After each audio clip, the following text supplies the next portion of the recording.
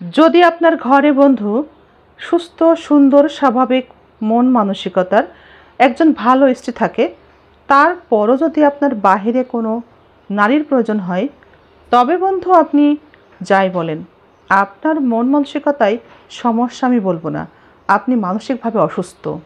কথাগুলো তিতা মনে হলেও যদি কোনো নারী ঘরে সুস্থ, সুন্দর, স্বাভাবিক ভালো একজন স্বামী থাকার পরও বাহিরে পরপুরুষের প্রয়োজন মনে করে, তাদের সাথে সঙ্গ দিতে ভালো লাগে, তবে বলবো আমি আপনারও আছে মানসিক সমস্যা। বন্ধুরা, ঠান্ডা মাথায় একটুখানি বসুন এবং চিন্তা করুন আমি কি বললাম।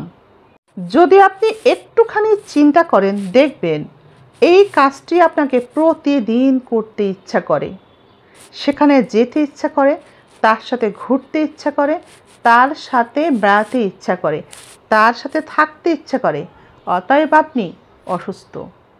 একটু চিন্তা করে দেখলেই আপনি বুঝতে পারবেন আপনার মানসিকতা সুস্থ না। আপনি ভুলের মধ্যে আছেন আমি বলবো না, আপনি মানসিক শান্তি খুঁজতে খুঁজতে আপনি নিজেই মানসিক রোগে আক্রান্ত।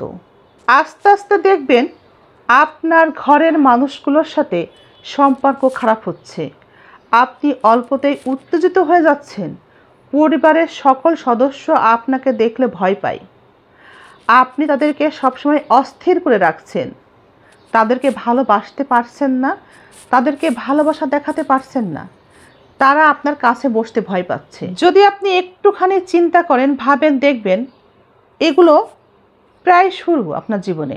একটু খেয়াল করলেই বুঝতে পারবেন আপনার পরিবারের সদস্যগুলো আপনাকে এড়িয়ে চলছে, আপনার সাথে তেমন একটা বসে গল্প করে না।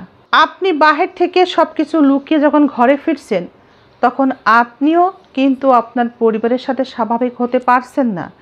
দিনে দিনে তাদের সাথে খারাপ আচরণ শুরু করেছেন এবং তারা একটু একটু করে আপনার কাছ থেকে দূরে সরে যাচ্ছে। যদি আপনি ঠান্ডা মাথায় একটু চিন্তা করে ভাবেন, তবে বুঝতে পারবেন পরিবারের সকল সদস্য কোনো সমস্যা না আপনার জন্যে, আপনি নিজেই আপনার পরিবারের সকল সদস্যদের জন্যেই একজন সমস্যা।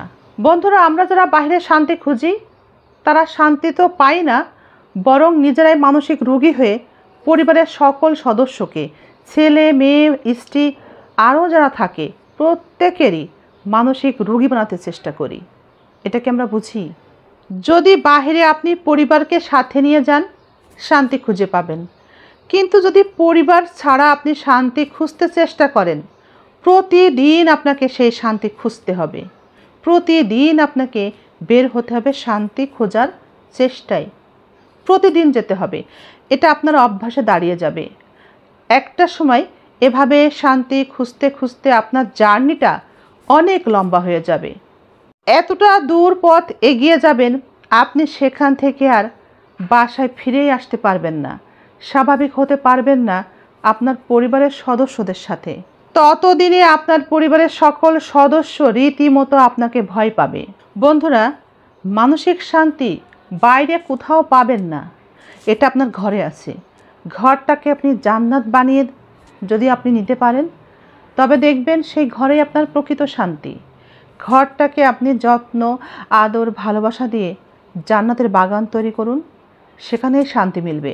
যতই আপনি চেষ্টা করবেন আপনি ঘরের মানুষের সাথে স্বাভাবিকভাবে কথা বলার, আপনি কখনোই পারবেন না, কখনোই পারবেন না। নিজের মধ্যে অনেক কিছু লুকিয়ে কখনো আপনজনের সাথে, রক্তের সম্পর্কের মানুষের সাথে স্বাভাবিকভাবে চলাফেরা করা কখনোই সম্ভব না।